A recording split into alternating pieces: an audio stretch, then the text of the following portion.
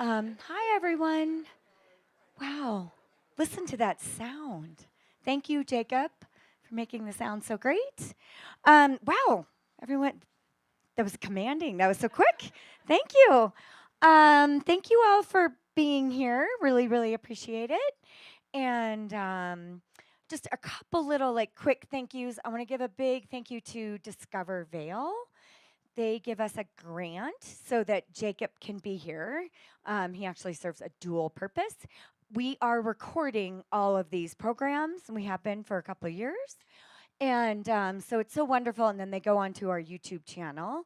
So think about a couple years ago when Vale was celebrating its 60th anniversary. We had Rod Slifer, J.C. Clark, Paul Tessweed, Bill Hanlon, and John Donovan all in the same room telling stories. That's all on video. So it's pretty cool. So I want to thank Discover Vale for that that wonderful grant. So we can, and then Jacob also is very helpful with the audio and visual stuff just in general. So not only are we recording it, it's kind of a twofer, and then he also is kind of my suit. He's my AV guy. So thank you, Jacob. And my name is Jennifer Mason, and I'm the director of the Colorado Snow Sports Museum. I want to thank you all for being here tonight, and I want to thank you because we have lots and lots of members.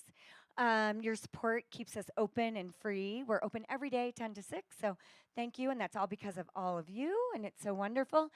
And then this cool little educational series that we started when I first started here 6 years ago, which is so crazy. So it's so fun. So we were going to call it lots of different things, and after dark, through the lens, I don't know, but through the lens has stuck. So just really appreciate your support of this program.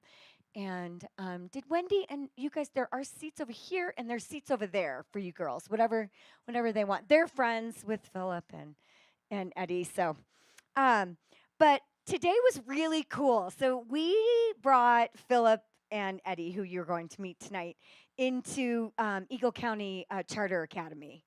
And it was so cool. It was just amazing. Those kids were just absorbing everything they said. And then they did a Q&A. And I was like, oh, gosh, here's the Q&A. They were the best questions. So we'll see how your questions compare to the 4th and 8th graders today, because it was really insightful and really cool what they picked up on, and then the questions that they had. So it's just so fun to see that they're inspiring so many people from so many different age groups and generations. So yeah, so we are so excited. We have another one. This is kind of the second one of our series. Next week starts as of course we all know, it's Legacy Weekend in a couple weeks. It is the 80th anniversary of the Battle of Riva Ridge, which ties us back to the 10th Mountain. And of course, there's not one thing that we can't do in this museum, I swear to you, that has a tie back to the 10th Mountain Division. This program today even has a tie back to the 10th Mountain Division. You'll hear about it as you learn from their story. I'm like, again, there's another thread and another, just another way, spider in the whole web of this 10th Mountain. But we are celebrating 80 years of the 10th Mountain Division, and we're so grateful for everything they did for us as a country, and then also as the ski industry and the outdoor industry. But we have so many programs going on that whole week. So it's going to be incredible. Just check out our website. And so that'll be our next couple of weeks is all focused on 10th Mountain, which is so incredible. And thank you to any military veterans that are in the audience tonight. We thank you for your service, and we're very grateful. Thank you. So so tonight I'm really excited to introduce Philip Henderson and Eddie Taylor from Full Circle Everest. It was just so cool this afternoon. So I'm so excited to introduce these guys and have them come and everything. I wasn't sure I got them some waters, but we're so happy that you're here. Thank you so much for being here. And they're going to go through their whole presentation, and then we'll do a Q&A at the end. But of course, if it just kind of comes naturally and there's a question, you can go ahead and ask. So there you go. There's that. Here we go. So please try to talk into the mic so that it records well. Thank Can you guys hear me? Can you hear me okay? Where am I? Something in my pocket here. Thanks, Jen, for that wonderful introduction. She said a couple of things that I have to mention. One is I speak to everybody. I mean, everybody from like 1 years old to 90 years old, 100, who knows how old. But there's no discrimination. I think that um, for me, kindergarten through sixth grade is the best. I love working with that group of kids because they haven't been kind of affected by society yet. Right? They're very curious. Once they get up above that, they're kind of looking at their phone or maybe talking to their boyfriend or girlfriend on the other side. Something, so after sixth grade, things happen. It's like, yeah, right. But as we get a little bit older, um, and I'm in that older age, and I had a cousin that just recently said, he's like, we are now them. He was talking about my aunts and uncles and so on that used to do things for us and travel around when we were younger. So we are now them. So I am, he is I and I is he. So anyway, welcome to this expedition presentation. And a couple of things. I'll kind of explain like my role in it and kind of how it kind of got started in a sense. We'll talk about that, and then Eddie will kind of bring it home, and then we'll kind of bring everything full circle and the connections, especially to the 10th Mountain Division as well. So, um, I mentioned my name was Phil Henderson. Right now, recently, I live in Cortez, Colorado. I've been there 8 years now, so I am in Colorado. But I didn't come from Colorado. I was born and raised in San Diego, California.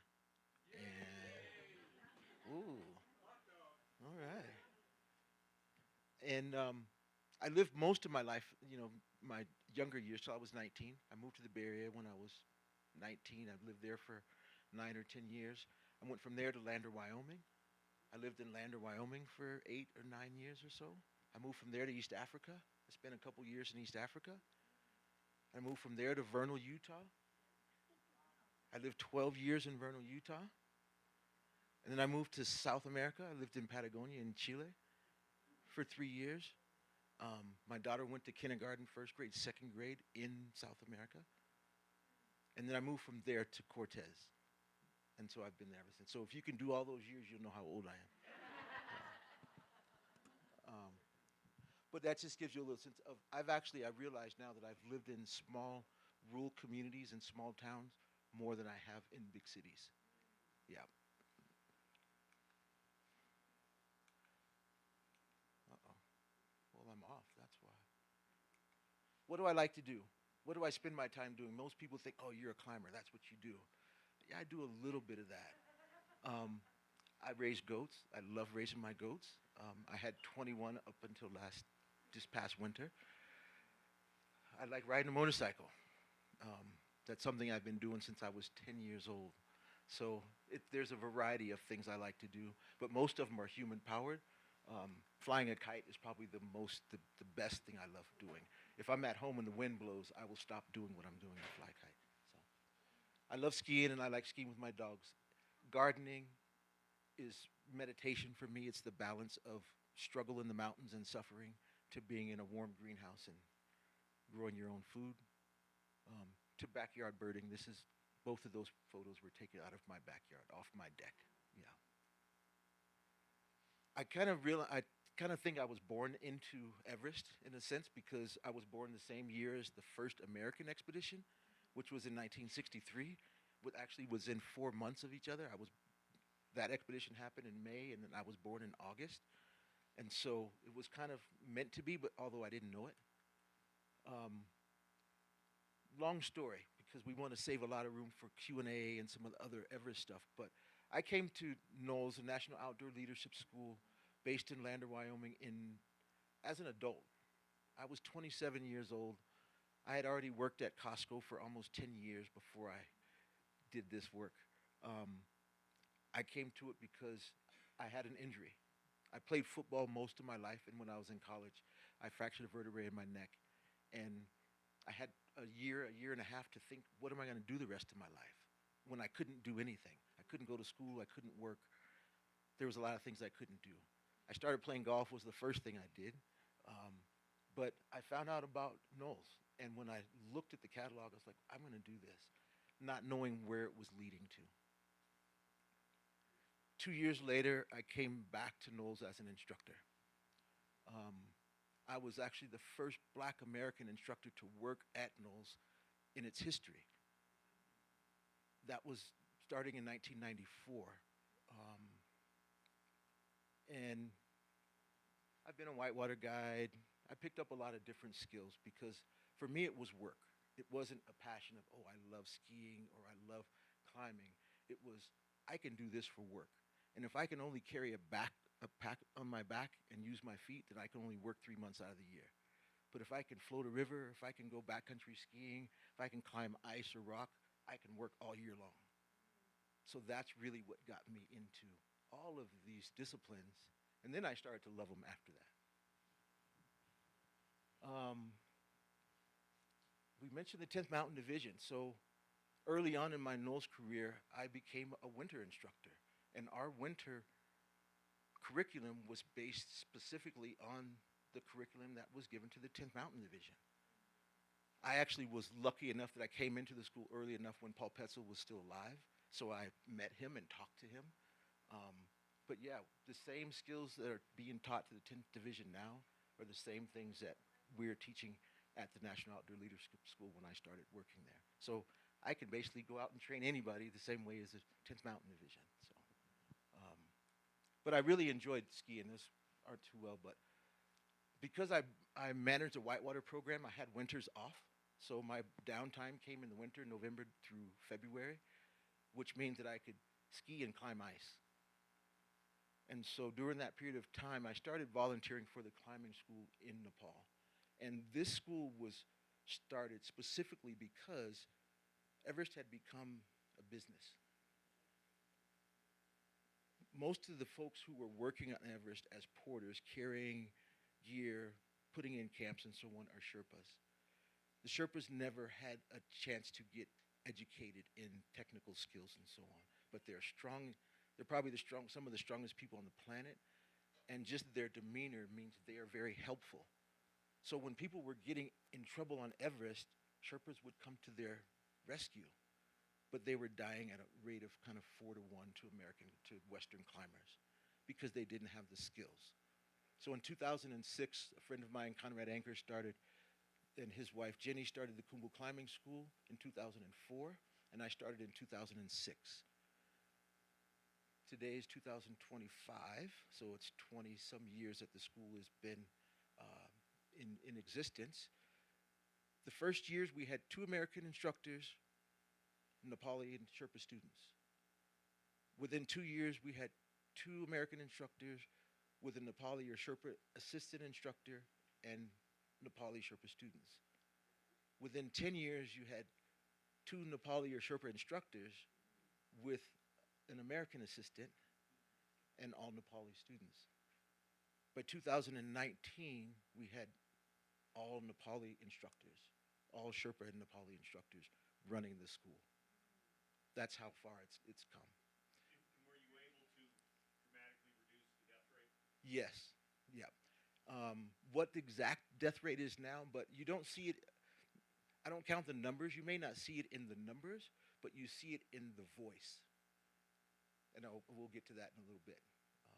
In the leadership of that population, which actually, there's not even a word in Sherpa for leadership. So if you think about trying to teach someone leadership when they don't even have a word in their language that describes it, right? But it was a community-based program, so it was people from Nepal who were Sherpas or other castes, but it was in their community. It was 80 students that could speak the same language. A lot of them look alike. If you know the difference, you could tell, oh, you're Tamang, or you're Nepali, you're Sherpa, you're Rai.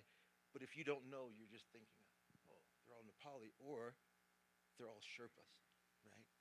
And has anyone here been to Everest or been trekking in Nepal? They know the difference between a Sherpa and a porter, right? Most people don't know that. If I say, oh, so-and-so's my Sherpa, that doesn't mean that that person carries my gear. That is that person's last name. They are a caste of people. So we can't consider a Sherpa as someone who's just a porter, right? My goal for this expedition, that was one of them, for people to be able to explain that from experience, not just from what they read in a magazine or have been told from someone else. I wanted people to experience that. And I had already known a lot of people who had that experience, but not many of them looked like me. Okay. So I wanted people from my community to be able to tell this story, to share that experience from their perspective, as well as tell their stories about the Sherpa community as well. So that was my goals of going to Everest, even the first time when I went in 2012, was to be with my friends. That's community, right? That's what happens. You go to the mountains, you're with your friends.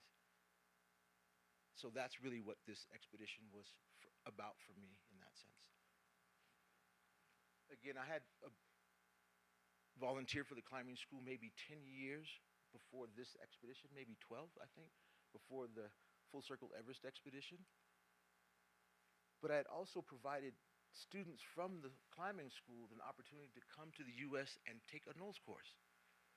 Because just like we would say, oh, the best way for me to learn another language to be immersed in it, I wanted to immerse them into this culture where most of their clients come from. I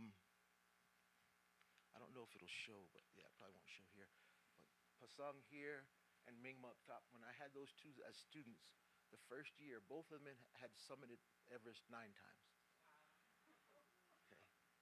But they couldn't tie a basic figure 8 knot because they had never been taught how. Just to give you an example.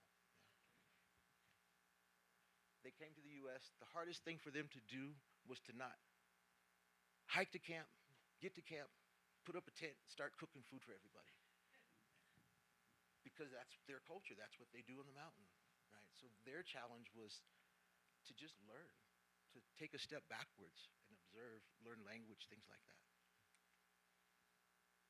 This was them. You can see Paul Petzel in the back here. This was them at the headquarters. I immersed them into as much education as we possibly could. This was the first cohort. I've actually had 10 different students come from Nepal and take these courses at NOLS over that period of time. I mentioned I went to Everest the first time in 2012 as a part of the National Geographic and North Face expedition. It was a 50th year commemoration of the first American expedition, which happened in 1963, as I mentioned, the same year I was born. So I was proud to be on that expedition, to be a part of that. You'll see a little bit of that in a little bit. I went to Camp 3. I got bronchitis. Any doctors in the house? Nurses? Anybody that works in the medical profession? Okay. I arrived in Camp 2 at 20-some thousand feet. I had bronchitis, and my O2 sats were 55.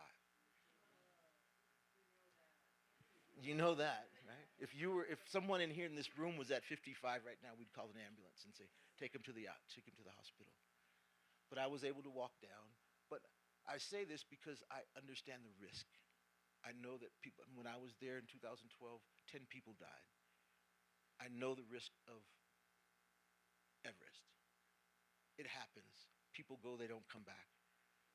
So going into this expedition as the leader of an expedition, my mind was in a different place. We have to get everybody home. Not just our climbing team, but I also have our Nepali team, which I know a lot of their mothers and sisters and sons and daughters. No, everybody has to come home. So that was my going into it. That was what I brought into it in terms of experience, education, all of those things, passion, connection, community. When I went there, I didn't want people to just know me as a climber. I wanted them to know me as a person, a father, a husband, a friend, all of those things. And so it was important for me, for my family to go there because I knew some of their family. I'd watched their kids grow up and so on. So in 2013, after Everest 2012, I went to Denali, and I met this group of climbers who were all African American that was put on by the National Outdoor Leadership School, NOLS. It was called Expedition Denali. was a group of all black climbers to try and summit Everett, to summit Denali. That was 2013. And the next year I moved to Chile.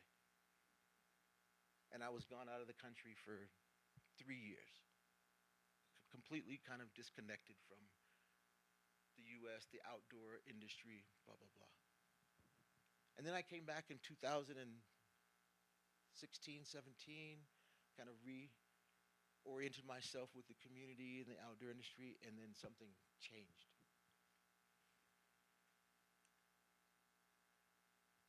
I met someone actually called me and asked me to come do a talk for Black History Month or something, and I was like, "How do you know who I am?" Like, "Oh, well, Phil, everybody knows who you are." Like, how?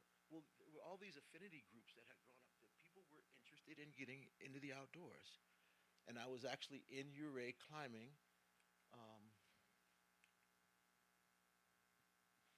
and just down below on the right hand side there, I met those two gentlemen, Fred Campbell and Manoa. I just caught him out of the side of my eye. And this was an hour hiking up a road in the backcountry to go climb ice in the middle of January. This is the first time I ever seen another black person climbing ice. I was like, "Yo, Rick," he asked, he's like, "Oh, I'm Fred," and I said, "I'm Phil." And he said, "Henderson?" He knew who I was. Well, he was connected with Conrad, Manoa as well. They had been being mentored in climbing by my friend Conrad as well. And Fred said, did you get an email from Conrad about Everest? And Conrad had been sending me emails to my old email address for 3 years. I hadn't gotten them. And so that day was the day that we actually started putting together this Everest expedition. That was in December of 2000, no, January of 2019. Just to throw it out there, 2019. Okay, we didn't go to Everest until April of 2022. When I put the team together, I wanted it to be, we thought about it being gender neutral, so we wanted as many females as we did males. It grew from 6 to 11. Most of the people I knew, some of them I knew, some of them I didn't. KG is in the bottom right here. KG is also a nose instructor. 900 weeks in the field.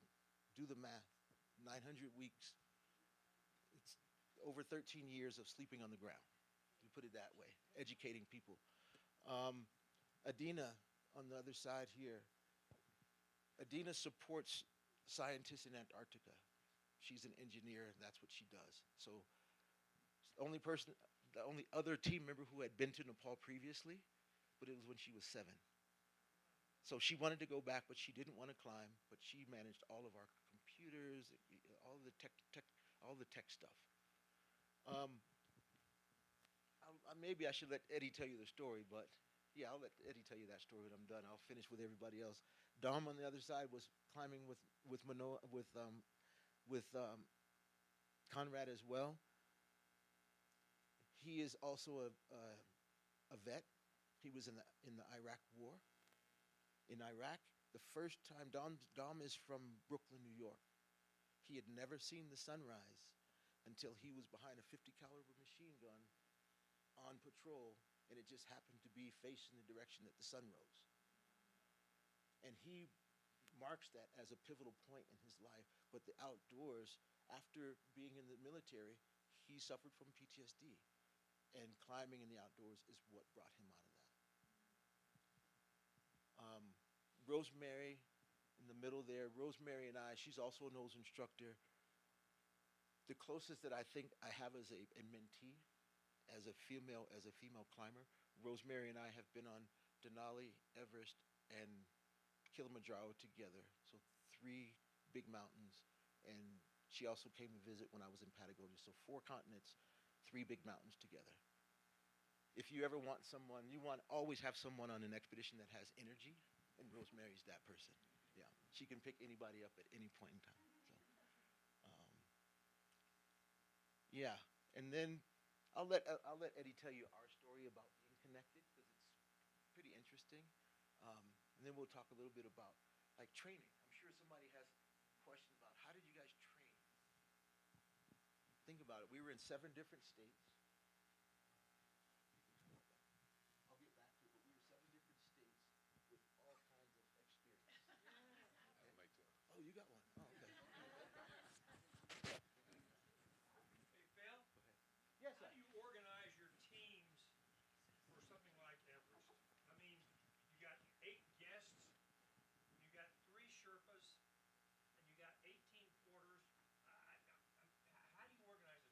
how you organize all of that, right? Yeah. Well, it's actually it's a team effort. We actually also have what we call a sirdar, which is our head porter. He's in charge of all the other porters, and so two of us will get together and talk about what the logistics are for the next couple days or whatever, and he'll tell them in Nepali while I'm there, and I'll try to understand as much Nepali as I can. But then he'll also have to tell them in Sherpa because it's a different language, and some of them don't understand Nepali, so I have to tell them Sherpa. And then some of them aren't Sherpa, so we'll have to use Nepali. Um, and then we will have a meeting as much as we possibly can to talk about logistics. We have radios. If something changes, some people are on the mountain, some people are down. You can talk to one another. Yeah, but it's a big group of people. We'll get back to that as well in terms of even just hiking in to base camp. We had 11 climbers, but we also hiked in with our significant others, which meant my wife went. His wife didn't go. His sister went. But we had 10 or 11 additional people that hiked into base camp with us outside of our outside of our camera crew as well. So we hiked in with like 27, 28 people, something like that. And how many quarters? Probably that half of that. That's just on the hike into base camp. Yeah. Total team for us, 11 climbers, but our total team support was 32. Yeah. A lot of people to manage. Yeah.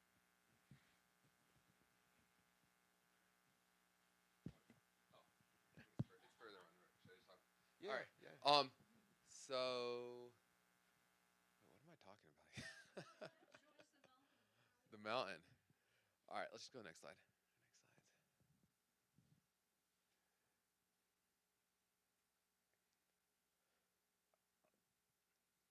slide.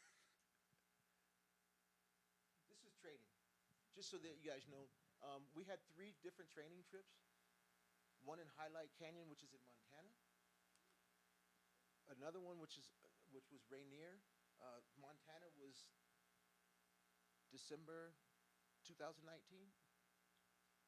Um, Rainier was July of 2021. The big gap in between those two. We all know what was in that gap, right? Actually, during that period of time, we almost just dropped the whole expedition. It was like, what? Why? This was me as a leader. I'm like, what are we doing? People all over the world don't know what's coming next, so we're trying to raise $700,000 to go climb the mountain. That doesn't, like, why? I had to consult with people outside of our team. They said, Phil, just keep going. You just never know what's going to happen. Okay. We kept going. We got our money. Um, Things kind of came about. And then what did you know? Everybody and their grandmother wanted to go back outside and get connected with outdoors, right? So because of that, and it was just all timing. This is why I say we started in 2019, because it was before all of that. It wasn't a reaction to anything. We were already on this path. It just we happened to be timing, whether it's good or bad timing, I don't know which one. But we were able to inspire a lot of people, not just here in the U.S., but around the world, around the globe, to just get outside, connect with nature, do all the things that you thought you wanted to do, but you were too old to do, or you couldn't do anymore, or people told you not to do, whatever it was, people were excited to do stuff. And we were inspiring them to do it, just as a group of climbers.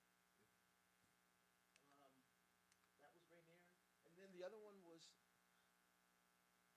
I'm swear I'm going to get to in a little bit, but I have to get to this because the connection for me was not just about climbing the mountain. It was about connecting with our Nepali team, connecting with our Sherpas, people being able to talk about that culture as well. And so Dom actually decided he wanted to stay in Nepal after our January training trip. That meant one less person to carry gear, what's the cost, different things like that. I'm like, no, I completely support that. Like, you're going to be the strongest person in the team. At least we'll have one success person who's strong enough to get to the summit. Who knows, But we supported that. Yeah. That sets the stone.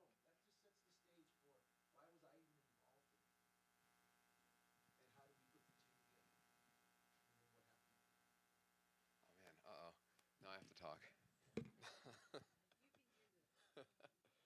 um, yeah. So where I get involved in the story was actually I wasn't originally a part of the team in 2019. Um, so I'm gonna go a little bit further. All right. So this is me. I'm Eddie Taylor. I'm a high school science teacher, or depending on the context, I'm a rock climber. That's typically how I introduce myself. Um, and kind of my story, there's a lot of similarities between my story and Phil's story, but there's also a decent amount of differences as well. So growing up, was really into sports. I played all the sports, soccer. I played t-ball. I wasn't very good at t-ball. I think I got cut from the t-ball team. Um, I was pretty good at basketball. I was pretty good at track. I ended up running track in college. But for me, I think one thing that was different is um, I always lived in these little towns all over the place. My mom, she grew up in Chicago, and then she moved us out to like 8 different towns before I was even in high school. Um, and what was really interesting is like she had always grown up with family and spending a lot of time with family. And now we moved to Cayenta, Arizona. I don't know if anyone knows where that is. So it's this little small town, the reservation in Arizona. And we were like, what do we do on the weekends? Like, there's no basketball courts, there's no like movie theaters. And so her coworker asked us to go camping. And my mom had never been camping. She was like nervous, but I was an 8-year old and my sister was 3. And we like went to Walmart and we got like matching sweatsuits. We got like a tent, a sleeping bag, and I don't think we got shoes. She was like, "Why do you need hiking shoes? You have shoes." So, but we went camping and we went to all the national parks around there, like the Grand Canyon and things, and we went on all the nature hikes. And 8-year-olds absolutely love nature hikes. Like they love them. No, I'm just kidding. I absolutely hated it. I was like, man, I hate nature. Can I just like go home? But and then one but once it snowed, we were like, great, we're done camping. We're done with all this stuff. But I actually went to Colorado and I learned to go skiing. Well, I learned to snowboard. I wanted to be cool and snowboard back then. So I learned to snowboard. And that's what really got me to fall in love with the mountains and fall in love with being outside and fall in love with like the adventure and going to really cool places. And so that's what I did. I got into snowboarding and then we moved back to the Midwest. And so, I finished up my sports in high school and I had like one goal in mind. I wanted to get back to Colorado. And so when I did pretty well in high school. I moved back to Colorado because I thought that I would be able to finally like get an actual season pass and be able to snowboard whenever I wanted. But then I ended up walking onto the track team and I didn't get to ski or snowboard for 4 years. But afterwards, after I graduated, I, I competed for a year after, and I kind of did a little bit of the circuits with track, and I just kind of got burnt out. And one day, a friend invited me to go climbing, and I had never been climbing. I didn't even know what climbing was. I thought it was just where like a bunch of people went and climbed Everest and died. Like I literally didn't know anything about climbing Everest back then. Like I said, the only thing I knew was about the disaster that happened. But I was like, sure, whatever, let's go climbing. And that's when I fell in love with rock climbing. And that I ended up taking me to lots of different places. I had a lot of success. That one's actually like a couple minutes from here, in East Vale. Yeah, yeah. So yeah, I started climbing, and that kind of became my passion. What drove me, like I switched sports for a set of climbing shoes, and that got really cool. And it also was a way that I could see the world, because traveling outside of the country was never a big thing for my family growing up. But it took me to it took me to Utah. I think that's in the country. But as well as it took me to like my first big mountain experience, because when I became a rock climber, I was like, oh, I got to climb everything. So I went down to South America and tried Aconcagua with some friends from college. Me and my wife ended up climbing and skiing Denali together. I don't remember, some time ago.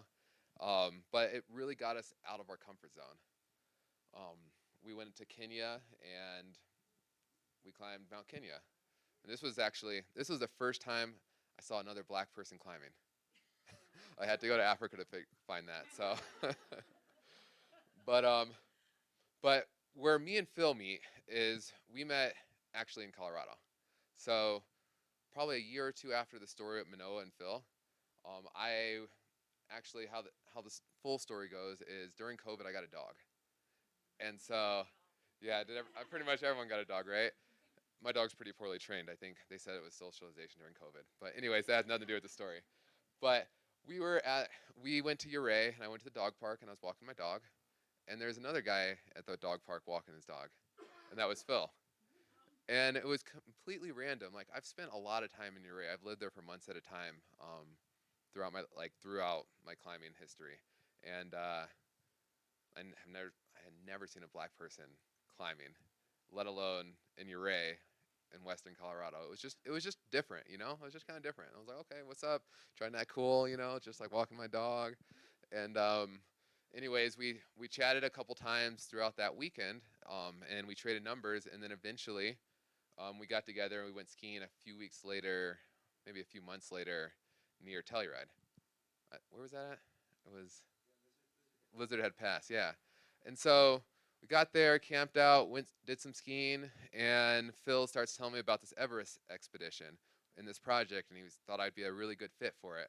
And he kind of told me the reasons behind like everything we talked about a little bit earlier, and how this is a great time for this expedition, how it can inspire so many people. And I was like, let me think about it. And Phil was like, before I left, he was like, I'm 90% sure this is going to happen and you'd be a great part of it. And so I left. I went home, thought about it, talked to my wife. I was like, I kind of just want to climb rocks, but this could be a really cool experience. And so I called Phil up and was like, all right, Phil, I'm in. So I get to the first meeting and they're like, we've raised $0. How are we going to make this trip happen? And when Phil told me 90%, I thought they meant that we were going, like this is going to happen. So from that time on, like I kind of didn't climb very much. I didn't do anything very much, but help the team raise money. And so there's a lot that went into that, and for the expedition to actually get seen as something that was one legitimate, something that was viable, something that we had support behind. And it took a long time, and it took a lot of talking to different brands and different companies and reaching out to the community. And at some point, it snowballed though. And at some point, we launched a GoFundMe. We raised a lot of money. We had we had thousands of people that wanted to see this happen. They said, we want to see an expedition with people who look like us climb the mountain. And so that was really cool. I just don't want to go spend a ton of time into fundraising. So back at the team slide where I was supposed to come in earlier. Should I just keep going? All right. Me and Phil used to do these presentations all the time together, but since we don't live near each other, I'm a little disjointed. All right. So that's the team. That was, we were on Rainier. That was our high point of Rainier. We ended up not summiting for a variety of reasons, but this was the shot that went like to CNN and to literally every news article. But let's get to Everest now. Here's some of our other team members, and here's our entire team that you asked about. And so, yeah, we did call it the first all-black expedition, but that was more of a marketing move because we had lots and lots of Sherpas and other folks from Nepal on the team. And so let's talk about the expedition. So I taught on April 1st so I could keep my benefits for that month. I didn't want anything to happen. Left school, took a half day, go to the airport. We flew into Kathmandu, spent like a day or two getting organized and ready for the expedition. And then we flew into Lukla. And so Lukla is kind of the start of the trek to base camp. And honestly, this was the scariest part on the entire mountain for me. It's like this tiny little runway, and there's like a cliff at that end. And what's like the crazy part is like planes don't fall off the cliff; they just crash into this fence over here because the runway is so short. But over 10 days, we hiked up to base camp with our significant others. My wife was pregnant at the time, and the doctor was like, I don't know if that's a good idea. So my little sister came, which was really cool because I went into the outdoors. My sister really didn't go that direction, but we grew up as young kids going to national parks and things like that. So she hiked in. She said it was the hardest thing in her life, but she really, really enjoyed it. So from Lukla, We did a couple stops. We stopped at Namche, and then I think this is gonna keep going. What's your elevation gain? Oh, so we fly into 7,000 feet at Lukla, and so you're hiking about 10,000 feet over 10 days, about 1,000 feet a day. However, you take some rest days in there, so you can do some math. And I like that phrase, so you don't actually have to do math. Um, but it was really fun, and like it wasn't like these like terrible trails that we have sometimes in Colorado. It was basically like a nice brick path from town to town because they don't have cars there, at least in this part of Nepal. So everything is carried either by yak, by a porter, on these really nice trails. And as you notice, we don't have that big of packs. None of us were carrying water or food because we always stopped at the tea houses.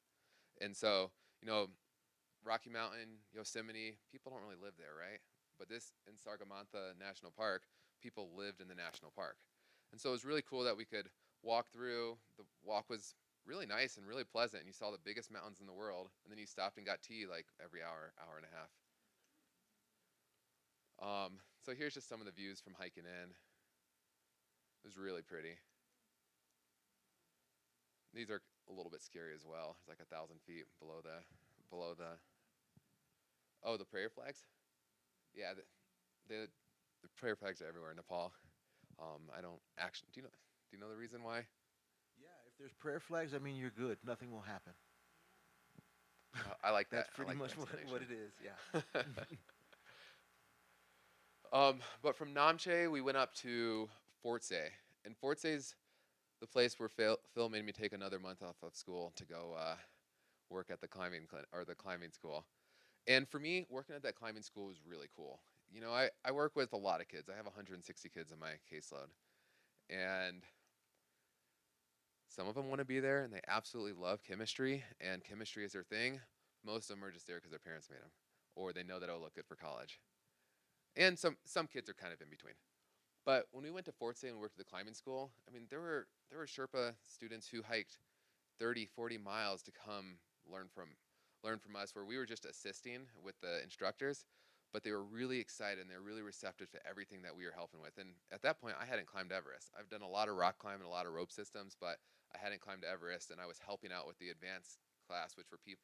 How many times did they have to climb Everest to be in the advanced class? I think a minimum of 5. A minimum of 5. Yeah. But it was so crazy how receptive they were to, what we were teaching them, and knots and how to belay and things like that. So it was really cool and really eye opening for when I went back into the classroom.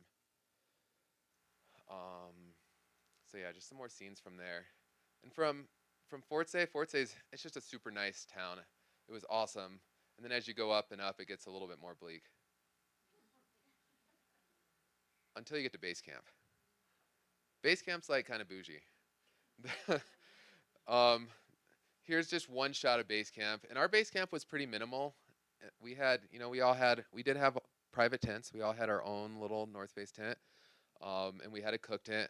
But then I'd walk around to some other people's places, and like golf course green in their cook tent, uh, big screen TVs, which I don't know how they got them up there, and there were some bakeries and whatnot. So that was kind of cool to see. And people would just stream into base camp every day just to do the base camp hike, and then they'll leave. But base camp was a great place to acclimatize.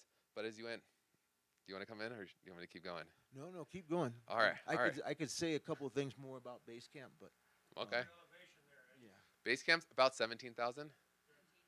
17.5. Yeah. There we go. yeah, 17.5. yeah. I just knew it was really high. And so from base camp on, there's 4 camps. And so lots of different teams approach this in different ways. But basically, I mean, it's just like in Colorado, right? If you fly in straight to Denver and then come up even to here, right, you might get altitude sickness, right? Especially a lot of vacationers and whatnot. It's the same thing with Everest. If you go straight up from base camp to camp 1, you know, that's fine. But if you go straight from base camp to camp 2 or to camp 3, like you're gonna potentially get hit with altitude sickness.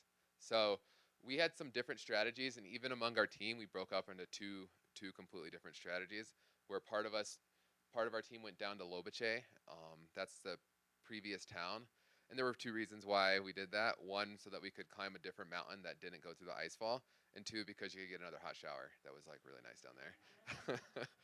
um, But yeah, so some of us went back down the mountain.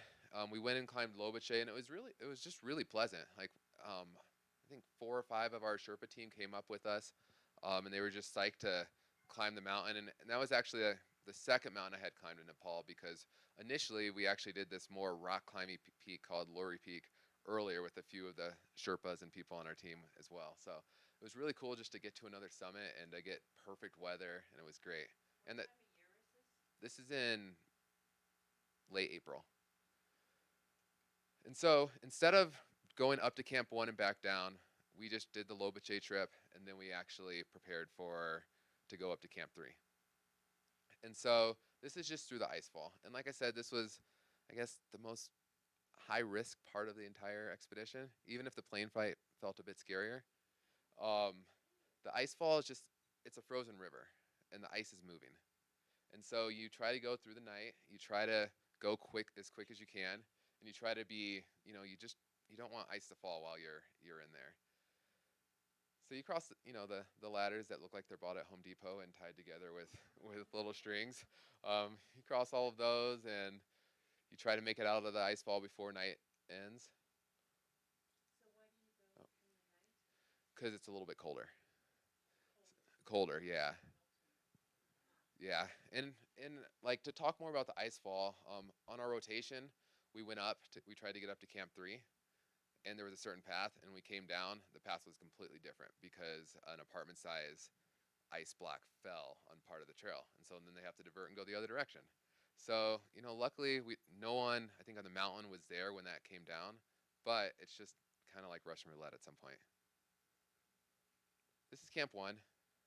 And this is our photographer Evan took this, well, and teammate, he summited, but he took this shot, and I think it was the top one in the top 100 on Nat Geo last year. So it's a pretty cool shot. The computer doesn't make it look as good as it actually looks. And then between Camp 1 going to Camp 2 was the hottest part of Everest. Like literally, I couldn't take off enough clothes because you're in this just huge sheet of ice where the sun's beaming down and radiating, and it's nuts. You experienced it, didn't you? It was so hot. um, and then from Camp 2, you go up to Camp 3. And Camp 3 is interesting. It's like a black ski slope, but you camp there, and you just cut your tent platforms in there. And that's where we went on oxygen. You can kind of see down there our view. Base camp somewhere below the clouds. But Camp 3, that's where things start getting a bit harder. You're going a little bit more up, and again, that's when our team went on oxygen. We made the decision that we were going to climb the mountain up with oxygen. No one, I guess I can't say no one, but most of us didn't have 8,000-meter peak experience. And for me, like I like to climb rocks. Climbing Everest wasn't necessarily like the thing that I needed to do to prove myself or anything like that, but I just really wanted to be a part of the team to get up there. So we all opted for oxygen. We put it on in Camp 3. And are there people that climb without oxygen because that's more pure or tougher or? I mean, you guys are all familiar with climbing a little bit, right? I mean, climbing, you're always playing by the rules that you arbitrarily make up. I mean, it's all arbitrary. But I mean, it is harder. There's no thought about it. It is a lot harder to climb without oxygen. It takes a lot more time. There's a lot more acclimatization, and it's a lot riskier. And so I think every year, I think the year we were up there, I had met or known 5 or 6 people to try to do it without oxygen. I think only 2 did, and those were both. They were both. I think at least one of them was Nepali, and another one wasn't. But so a lot of people will try, but then a lot of times people inevitably take oxygen. And then Yeah. what about Diamox? Do any of them take that Diamox medicine? Um, I don't take Diamox, but some people I think do.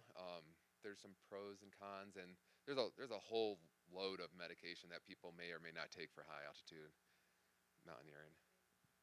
Yeah, something like that as well. I'm not exactly sure. And the Again, altitude at Camp 3 is what? Camp 3 is like 70, 70. Just over 7,000 meters. So you have Yeah. 20, Okay. Yeah, Camp 3 is the highest I'd ever been 20 because Camp 3, Aconcagua 23, was just under 7,000 meters. 23,000 feet. And do the Sherpas use 23. oxygen? Or The the scouts? Sherpas? Yeah, the Sherpas do use oxygen. Yeah, yeah. The Sherpas do use like So even though they're acclimated, they're still. Yeah, they don't use as much as their clients though. So I think on our team, if I can remember right, I think we had 8 bottles per person. We all didn't use all of our oxygen, and the Sherpas will many times go up there with 2 or 3 bottles total. So they're in general they don't use as much as we do. The size bottle you use, what is the weight? General, 30 pounds. It's Honestly, of oxygen. It's 30. 30. Yeah. yeah, And is that one of the bottles right there? Yeah. yeah, that's one of the bottles. Um, I should yeah, have so brought that's my one of the bottles. That's hat when with they were showing Evan how to use his regulator and set it up, and a lot of this has changed on Everest. Like our regulators only go to 4 liters per minute max, and I think I never turned mine up above 2. I'm not trying to flex, but I never did. But but there were some other expeditions, and there are other regulators that they can go up to 7, 8. I think 8 is the highest they can go, so they can go up pretty high. Ours we're limited to 4. Um, Man, so I am so bad with all these detail questions. um, it was kind of like at this point above Camp 2. Well, I think you lose some brain cells, but also we put we all got into our Himalayan suits and we walked straight uphill. So no matter how cold it was, it just felt hot. And then especially during the day, like you have this huge suit on, you're just walking up the mountain, and it just felt hot. And then we go, and then like probably not going back to Everest, but if I did, I probably wouldn't bring a -40 sleeping bag that high because we were in these Himalayan suits in a -40 sleeping bag, just being warm. So it was super warm. And if I can just, I'll just Yeah. kind of throw in there a little bit. It's like every year is going to change. What I have something to refer to as a 10-year difference. I went in 2012 and then back again in 2022. But every year can be different, right? And so it's like, why did I carry all this stuff? I never used it. Well, if you then jettison that stuff and go back 5 years later, you might get a completely different conditions, and now you're like, I need all of that stuff, right? So it's kind of a guessing game in a sense, but you want to have it if you need it versus the other way around. Yeah. Yeah, and to piggyback Yeah. off that, like, I'm not trying to skip forward, but we had an amazing. The year we went was amazing. The weather was great. So many people summited. Yeah. The next year, there was like crazy amounts of people getting frostbite. Like the year after was absolutely awful. So Phil makes a really good point right And there. again, to give you an example, like 2012, we were there 67 days, right? From the time we reached base camp to the time we left was 67 days, which was a long time. Well, going back, I realized it was too long. So I could shave some days off the front end so we don't have to arrive to base camp early enough. And then we don't have to do as many rotations. 2012, we did 4 rotations through the ice fall, which is like, that's exposing yourself to the ice fall 8 times because you're going up and down, through it. Where in 2022, we only went through the ice fall twice. So we minimized the exposure of going through the ice fall by using a different peak to acclimate instead of going through the ice fall. And these are recommendations by Sherpas, folks who are working on the mountain every year, as well as other expeditions who are doing different things. And so a part of my job was to talk to all those people and talk to our team and then make a decision on what are we going to do. And basically all of it worked, right?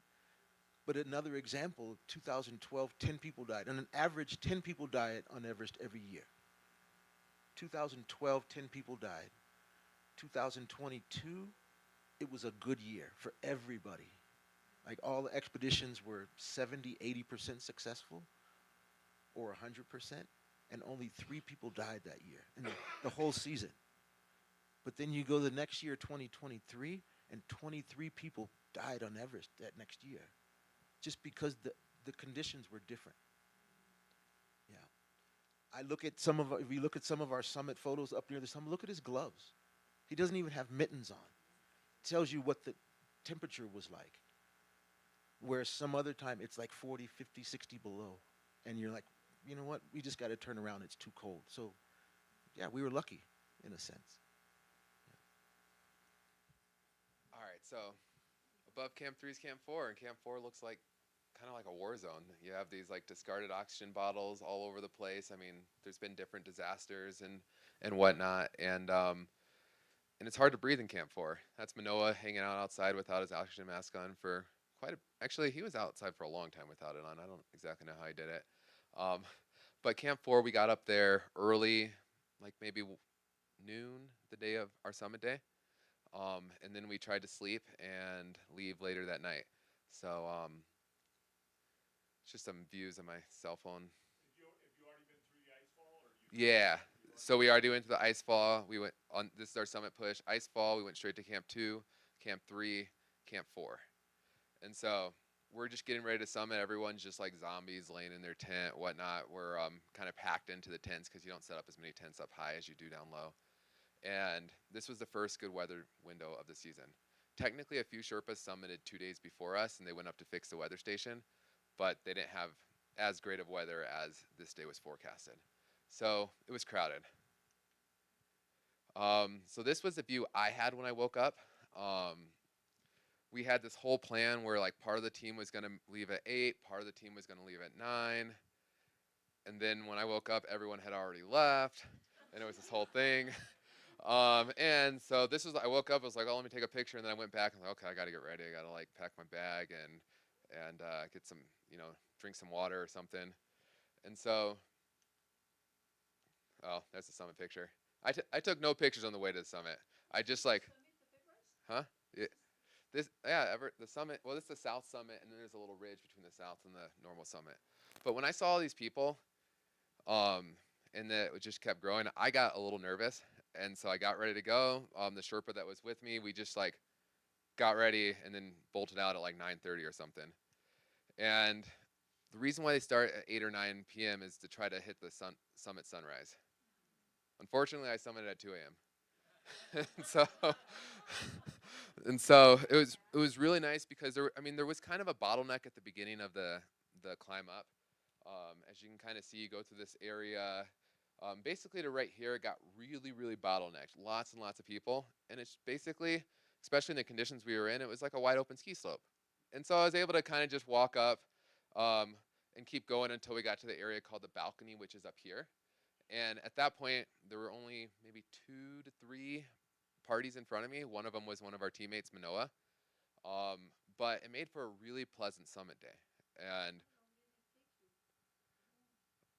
from there, so we left about 9:30 and we got to the summit at like 2. And then I got back to Camp 2 around 8 or 9 a.m. or something. Um, yeah, yeah. So Camp 2 is like pretty nice compared to Camp 4.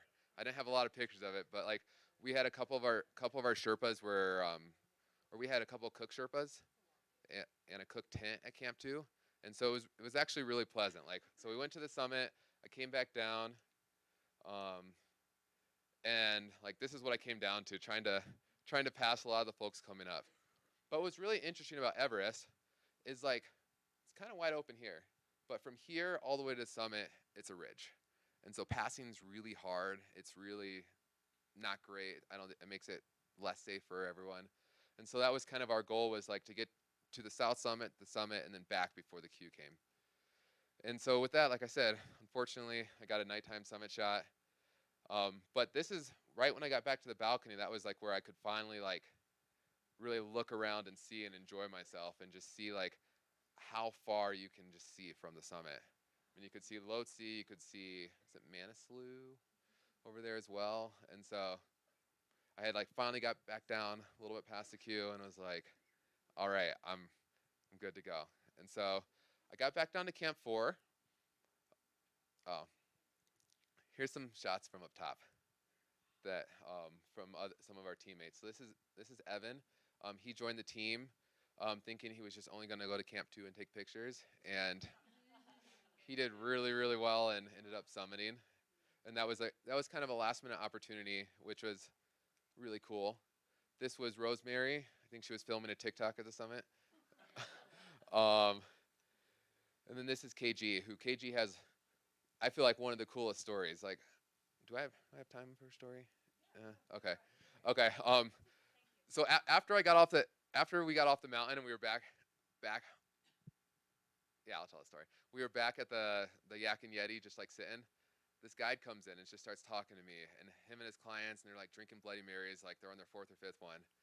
And he was like, "Oh my gosh, my client this year, it was so crazy." And I was like, "Oh, what's crazy about it?" It's like, "Well, he wanted to be the oldest British dude to summit Everest at 64, and he had to get long line from Camp 3 all the way back down to Lukla and then go to Kathmandu." And whoever, I forgot what company it was for, but he was telling me how, like, they said, "Whatever you do your best to get him to the summit." And so we got him he was at the edge of death. We got him to the summit, and he was like the oldest guy to summit Everest at 64. KG was 63 at the time. KG never complained. Not a single day on the mountain. Always positive. Always like psyched. Like, I didn't even really realize that KG was 63.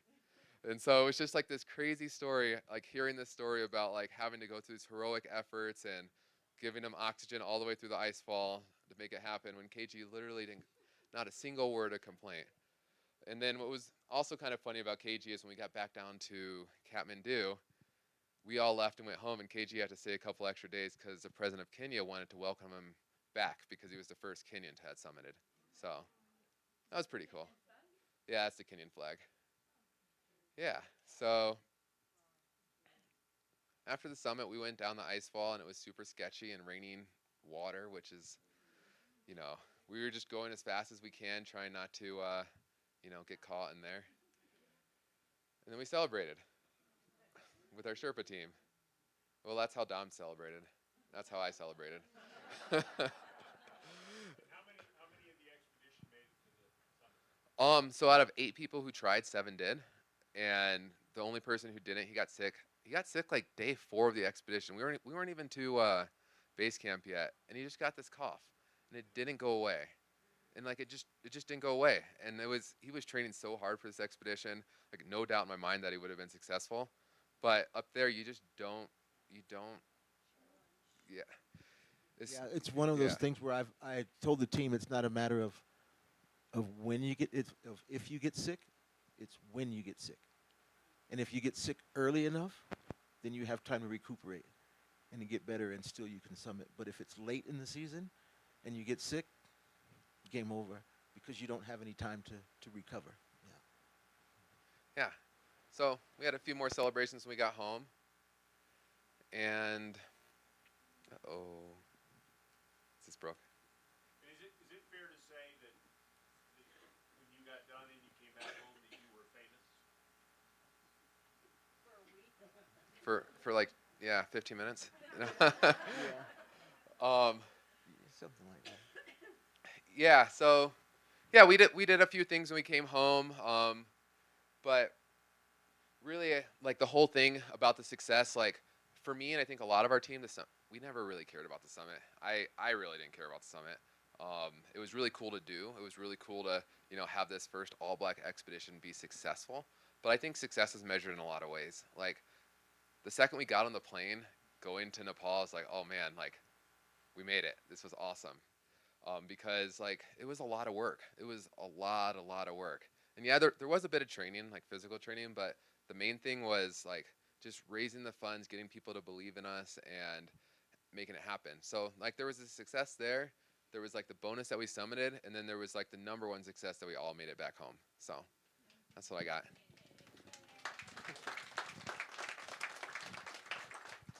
Video? Oh. I don't think so, actually. I think it's too risky. I think it was really cool. It was a really, really cool experience, but I think it's a bit risky, and there's just so many other places to see in the world and so many other climbs that if I live to like be 200, maybe I'll do it again. All right. Here's the last thing we'll leave you with, if this loads. This is this futuristic movie that may or may not come out about Everest. But you guys, have you Good to showed see this to anyone yet? Some sixth graders. Okay.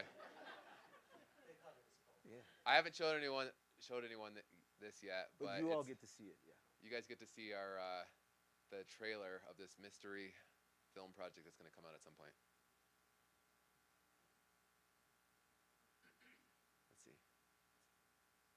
It's coming. Yeah, it'll come in a sec. There. Hmm.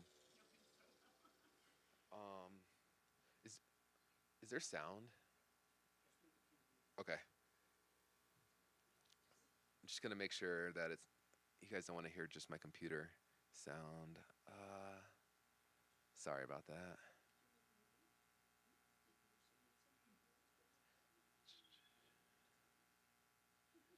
Sound. All right. All right. I think we're good.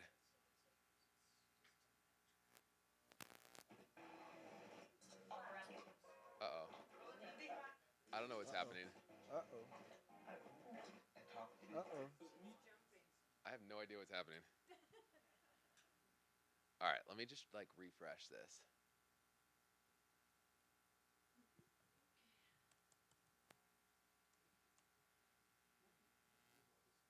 All right.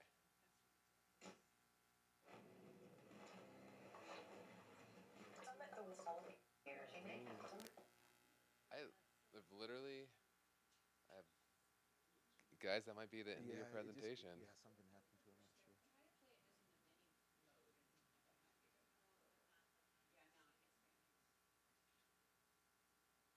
I'm sure. All right. I'm gonna try one more thing.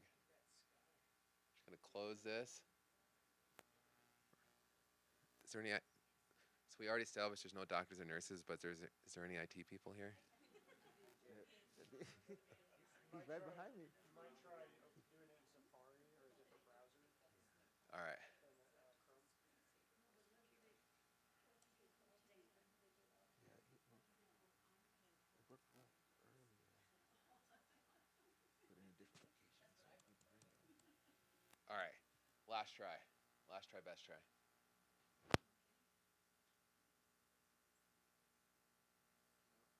No, I have no idea what's going on. Going fast. We'll wait for the whole movie. Yeah, you'll wait till the.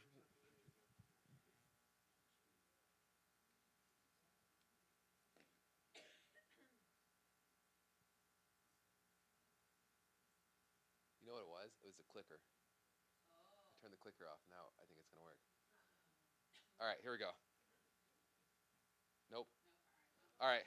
We tried. We tried. I don't think I have a fix for you. I have no idea. That's That literally would never have been a happened. world premiere, but The- you have to wait. It's just a teaser, so it's just 7 minutes. So it'll be fine. Yeah, yeah. All right. It doesn't have a Yeah, name yet. When you were sleeping in the super cold, what kind of mats did you guys sleep? yeah. We just had like so at base camp we had super nice like tons of mats. Like it almost felt like a bed. But up at the camps above we just had a thermarest, just a normal thermarest, and it seemed to do the trick. Yeah. The blow up ones. It was really nice blowing those up there. Like you had so much oxygen, you were just and then especially when you like have the oxygen mask on and you're like and then your oxygen mask is like full of your spit because that's just what happens. It's great. Right, since it's so much easier to get to the base camp on the Tibet side, how come more groups don't go from the Tibetan side? So for our expedition, it was pretty easy. China was closed. Um, so other than well, China was closed, and then also like I think with our expedition, it was a non-negotiable. We were going from Nepal. Phil had spent so much time working with the Sherpa community, and I would say that for us, like more than just the expedition, like it was about working with those people and meeting those people and things like that. And I don't, and I'm nothing against the folks on the Tibetan side. We just don't have that connection with them. It's that. It's also it's kind of a it's a hit and miss. Like you could get a permit and the next day they could be shut down, and like we're kind of SOL. The other thing is you drive up to almost Camp One on the Tibetan side at like 19,000 feet. So there's a lot of things there that yeah that kind of determine that. Yeah. I may or may have not walked over to the Tibetan side for a little bit after I summited. So, Yeah, yeah. And there's definitely a competition as well between Nepal and the Chinese government. Like there's a huge competition in that sense. One of the biggest ones is what we have now is you have a weather station that Nat Geo put up with Chirpa help. It's at 8,800 meters, so just below the summit. Well, China then put one up. Well, they put it up the year before in 2021. Nat Geo did. Well, later that year, the Chinese put one up 20 meters above that, just to say ours is higher. Well, it blew down in the wind, as well as the Nat Geo one did. But they went back again in 2022 and put up another weather station at, in more solid rock and so on. And so again, these are things that Sherpas are now managing. They manage that weather station. They go and they collect all the data from it, as well as other cameras and things like that. So you've seen this climbing school and the role of Sherpas and Nepalis and porters from just carrying someone's gear and getting them to the summit to being guides, putting things through the ice fall, managing all of that, as well as being camera people. All the other camera stuff outside of Evan, our camera folks were Sherpas. So now they're moving from just carrying a pack to carrying a camera. So things like that. So their roles are now changing as well.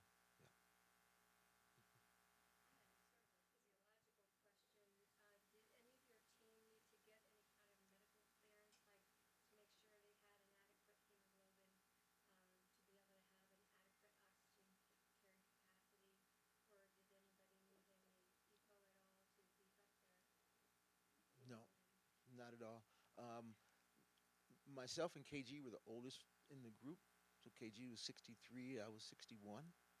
Um, 2012, actually, we had the Mayo Clinic come in and do these human physiology studies on us in base camp. So things like a stress test, like I've done a stress test at base camp and almost died. No. But our Sherpas, we had one of our Sherpa team do the stress test, and he laughed the whole time. And they would ask him to go faster, and he would go faster and just laugh at them because they couldn't tire him out. So on their side, there are things that are different just in their physiological makeup. Exactly. Yeah. So if you imagine the Sherpa people have been living at altitude for 1,000 years or more, so they are adapted to that. And these human physiology studies showed that. Yeah. The other thing is, I watched people lose weight. So if you're at base camp, you're not meant to survive. Humans don't survive at that altitude.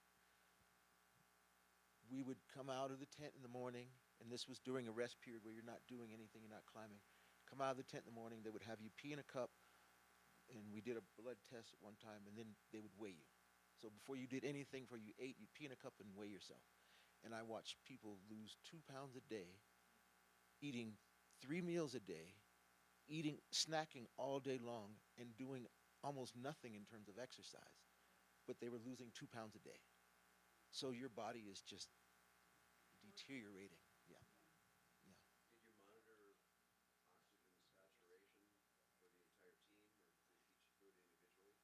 We don't do it every day.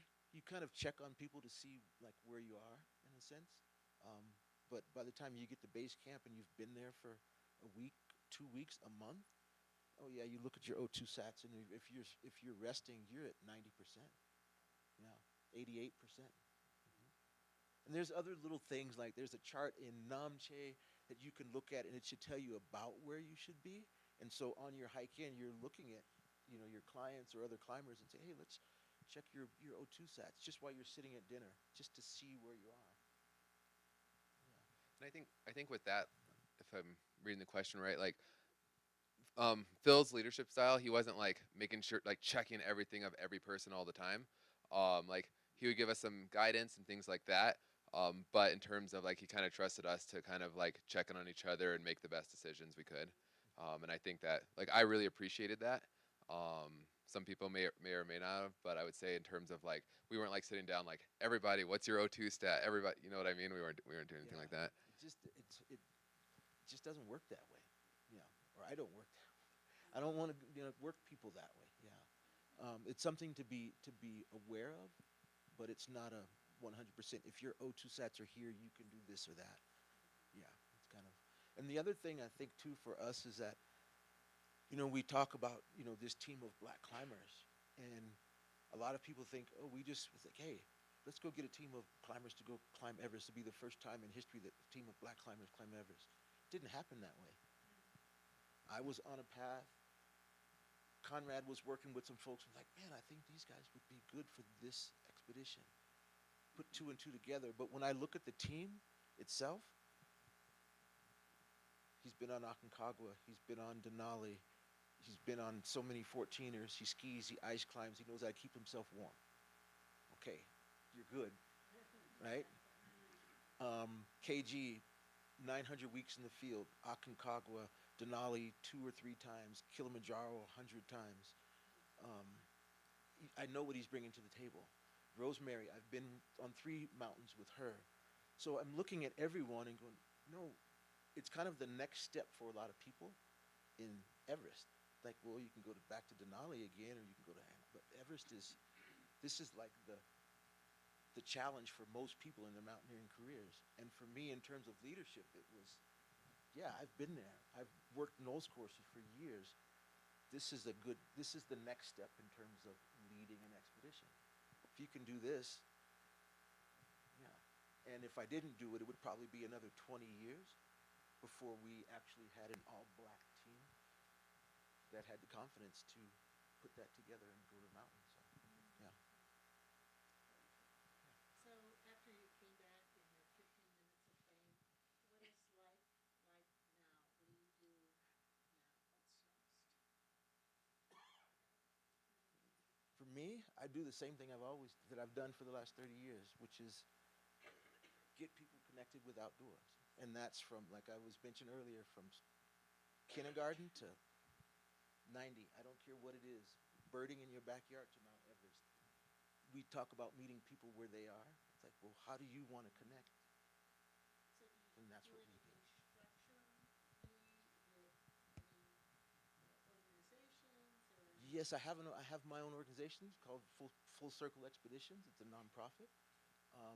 But again, I've been doing that work, connecting people through Knowles personally for a long period of time. Now I have the ability to just do it on my own. The, Oh, the question, oh, I'm sorry that you all are on this sorry room. about that. The question is, what are we doing now? Now that after 15 minutes of fame, um, what do we do now? And I started a nonprofit. Actually, before the expedition happened, I told the team that I was going to do that because now I can actually have that support to be able to do the work that I've always been doing personally on my own. So I always get asked, "Hey, I want to do this. Can you help me?" Yeah. What do you want to do? You want to learn how to mountain bike? You want to learn how to fly fish?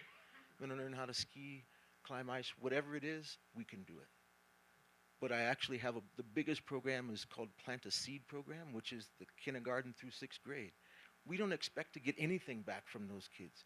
Only thing I want to see is big eyes, right? And them being curious about camping or plants or animals or just connecting with outdoors. And I think all of us have that. It's just some of us it's been pulled away. So again, anybody and everybody, if you want to connect with the outdoors, because I think that without that, you're not a full person. What do I do? I'm trying to still figure out how to make kids like chemistry. Um, and I coach um, like 16, 17, 18-year olds. Let's see, what else am I doing? I have a daughter who I'm trying to teach to ski. She's 2.5, so she was born September after the Everest expedition.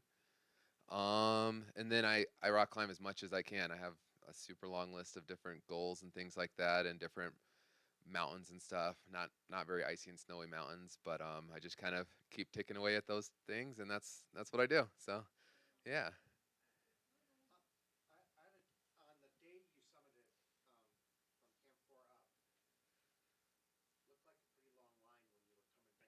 How many people are going up there a day when it's open? So I think that was the highest of the year, and I don't actually know the number. I'm pretty bad at numbers. I would guess close to 200 that day.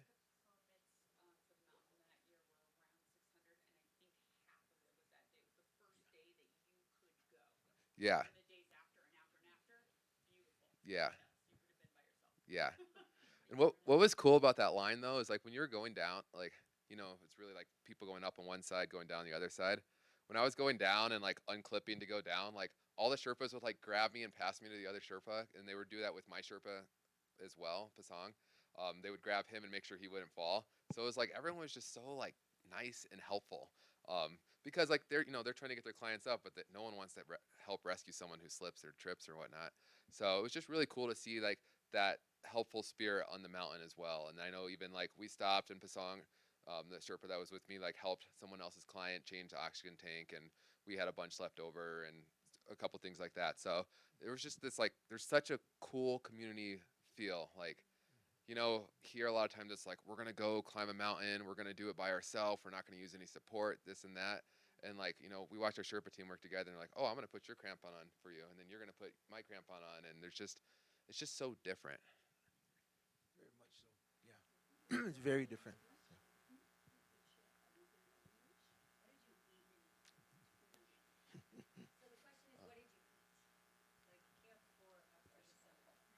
Uh, I didn't eat very much at Camp 4 at all. I think I had like some soup that was just like broth. I didn't eat very much. I didn't even bring any food up to the summit. I had like a half a liter of water. Actually, that my bag was super light, even though it looked big. It was like a puffy that I was never gonna put on because it was too warm, and like a half a liter of water. That's like all I had in my backpack. Yeah. Um, yeah, and for me that works because of like just other things I do that I'm really familiar with, and you don't have a big appetite up there. In terms of what I eat on the mountain, it was great because I'm like a really picky eater. But in Nepal, like the biggest thing is rice and lentils, and it's pretty bland. And so it was great. I would just eat that like every day, or anytime it was like something random, I'd be like, "Oh, can I just have the rice and lentils?" And I would just go down to the Sherpa tent and just eat with them. It was amazing. And then the other thing you eat a lot of is Pringles. Yeah, yeah. It's salty. It's very light, so you don't carry any weight, and it just seems to be something you can eat because up high you really don't want to eat anything. Yeah, yeah. Right. Exactly. Yeah, yeah, But unlike a bag of chips, they don't get smashed. yeah, yeah.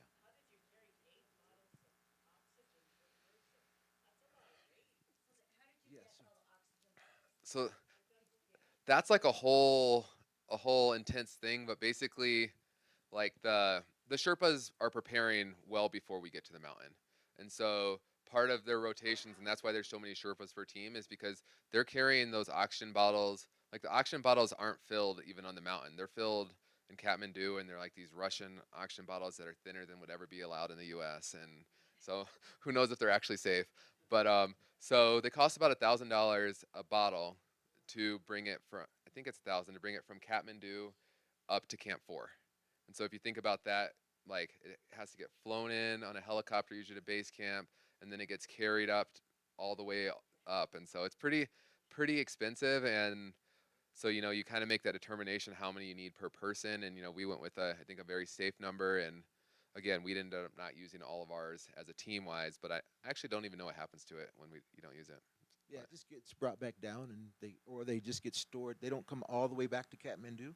They might get stored higher up on the mountain for the next year, so people know they're pretty. I mean, they have a good system about like getting gear up and down the mountain. One of the things that I noticed again in 10-year period of time that changed is yaks are being used less now, and more things are being flown in with helicopters. To give you an example. And that's why you can have this big infrastructure of, a big dome tent that's got a wooden floor with carpet on it because it's been flown in instead of coming in on a yak. But it also changes the economic structure of how things are working there as well. Yeah. And the other thing too is just a helicopter can't always fly, and so it's all dependent on weather. Yeah. you could-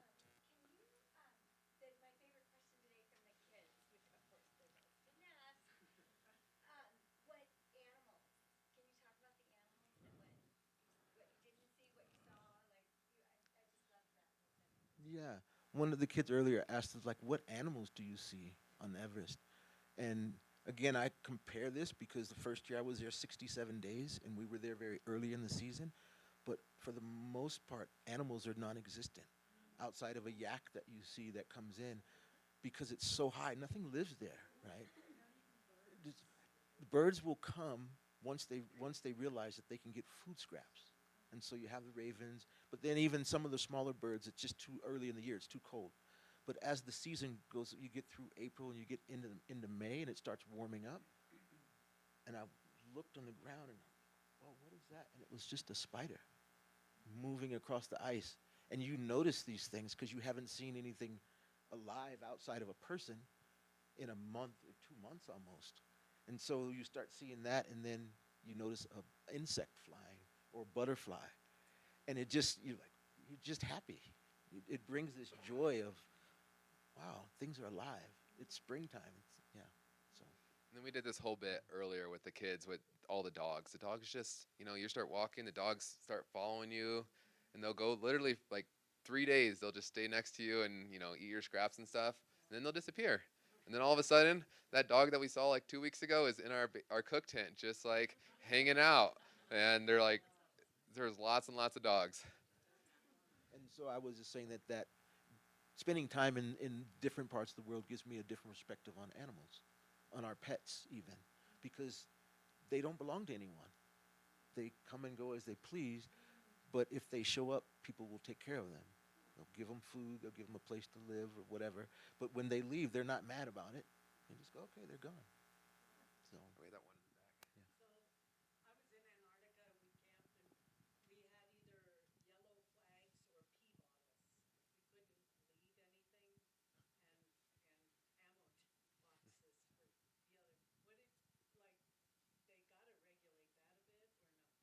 Or In terms of is the question, how do they regulate human waste? Human waste? Yeah. Okay. That's the question. How do they regulate human waste? It's actually someone's job in base camp. There's someone who will hike in, and they carry out a barrel full of poop. Yeah, a big blue barrel. But up high, you don't have that. No. Once you leave base camp, you're not going to have those barrels. No. And so you do whatever you can to get rid of it. Put it in a crevasse. Um, but then you have to think too. You're not eating much, right? And a pee bottle for me, I mean, I drive with a pee bottle. Like I can't once if I'm on an expedition, it takes me at least 2 weeks after I get home to not use a pee bottle because I'm so used to it. Like I don't want to get when I'm camping. I don't want to get out of my sleeping bag. I don't want to go outside. I have to have a pee bottle. But you don't want to not go to the bathroom either. And so it's mandatory that you just go when you can, when you have to. You do what you can.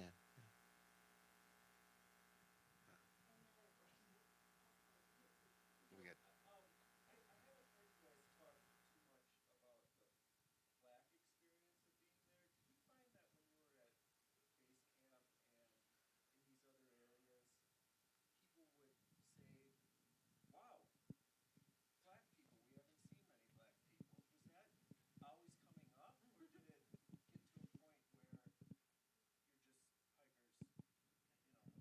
Everywhere I go.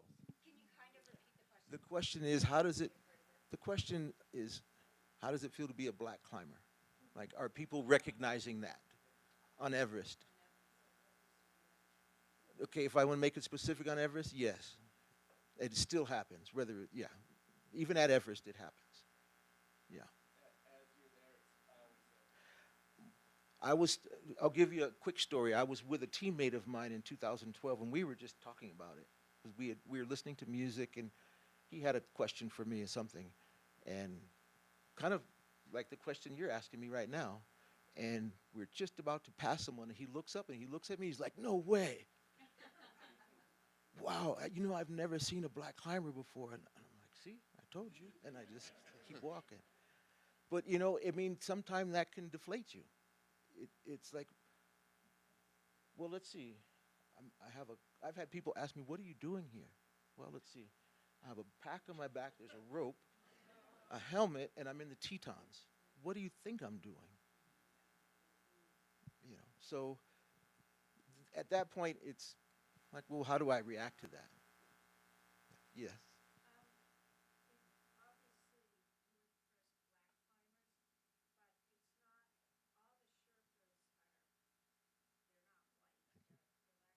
Mhm. Yeah.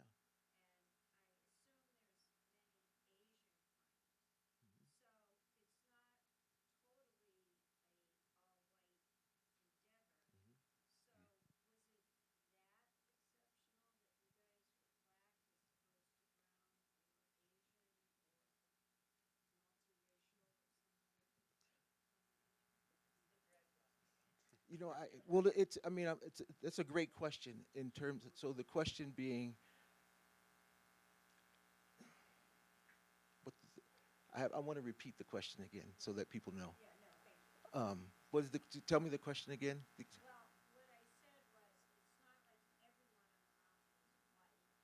Right. Gotcha. Okay. Yeah. Yeah.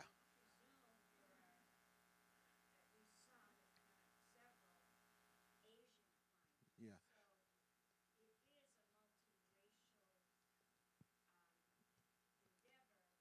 Yeah.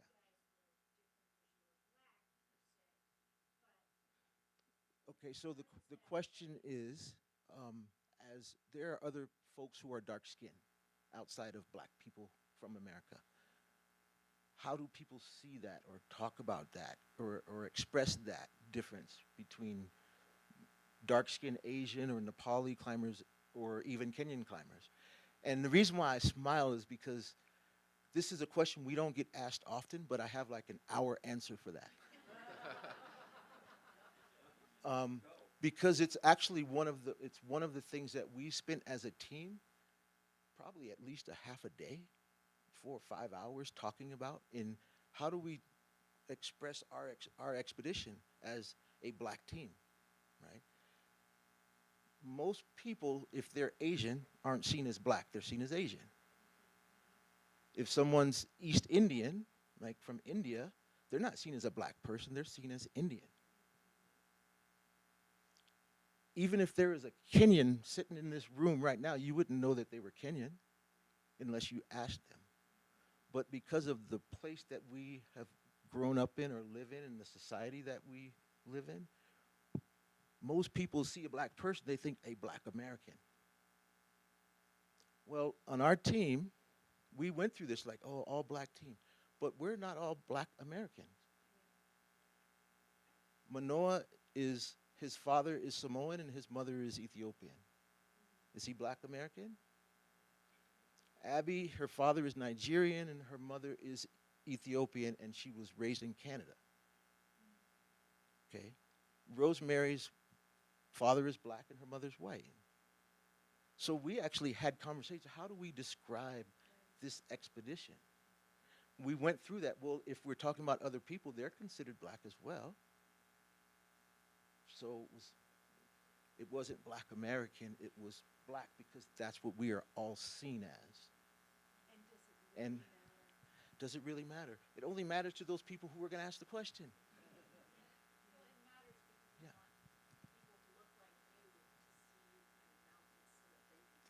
exactly. Right. And for me, mattering, it's like I've lived through this for a long period of time. I worked a lot of Knowles courses where I never had a student that looked like me, let alone another co-instructor. So I've worked with people who haven't looked like me for most of my career. But when I then put that energy into someone who looks like me, then it gets questioned about, well, why does it have to be that? Well, it's because they were asking for it. And I can fill that. I can fill that niche for that person. I can help that person, but I can help anyone. Right? So that's the difference that I see.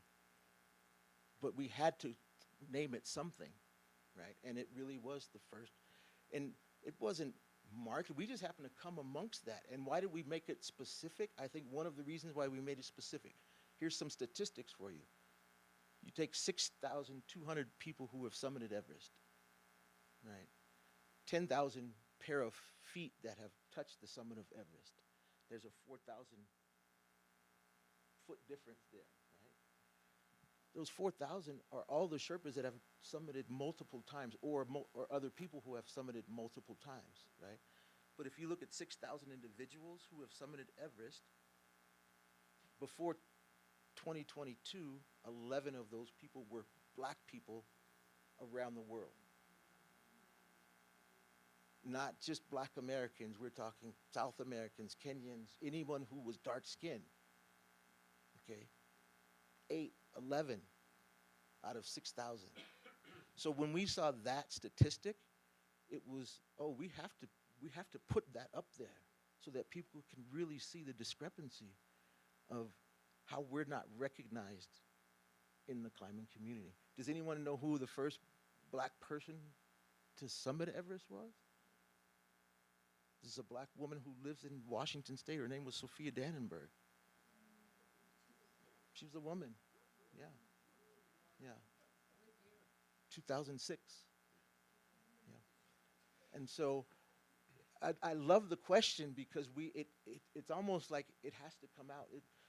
If you see the video, you would hear me say something, and I say, there's no way we can talk about this expedition without talking about black people and black lives.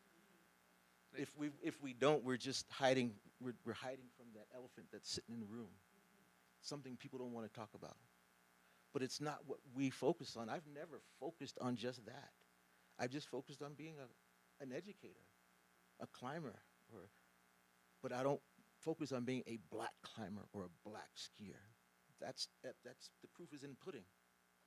I just show up, and people know it. I don't have to describe it. And I think one other way to kind of respond to this question, because Phil covered like most of the great points, is, I mean, to be honest, our expedition wasn't cutting edge in terms of pure climbing. 6,000 people summited Everest, but a lot of people resonated with the expedition, and I think the story is really interesting, and I think that's one thing that our all-black team made it special, because, I mean, like I could describe for you guys 1,000 climbs that are a lot harder than Everest, but you probably wouldn't be here listening to me talking about how the specific move on El Capitan is and how hard it. I'm just saying. So I think there's a couple reasons why we picked Everest and that made this team really impactful. And I mean a lot of it kind of goes to the Plant a Seed program that Phil's starting, where we're trying to a lot of kids don't even know what Denali or Mount McKinley or whatever it's called now is, but kids know what Everest is, and so we can go and we can have those conversations and we can inspire kids to step outside of their communities and step outside of what they thought was possible. And yeah, yeah, yeah, yeah,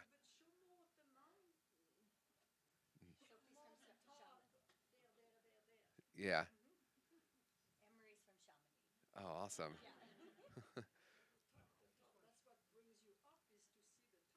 hmm I didn't see the top. It was dark. But then so a lot of people say, well, but if I didn't reach the top, I was a failure. And so, like anything that gets you out, and that's why I mentioned if it's birding, if that gets you out of the chair, then go do that. If it's climbing, then you go do that. But go do something. Don't just sit at home and be on a computer. Yeah, yeah, yeah.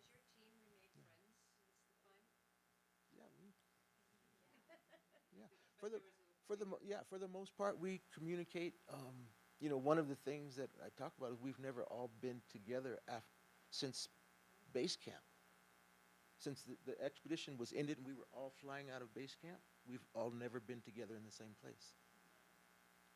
Half the team flew out to Kathmandu, and then the other half of the team got stuck in the mountains for the next 3 days because of weather.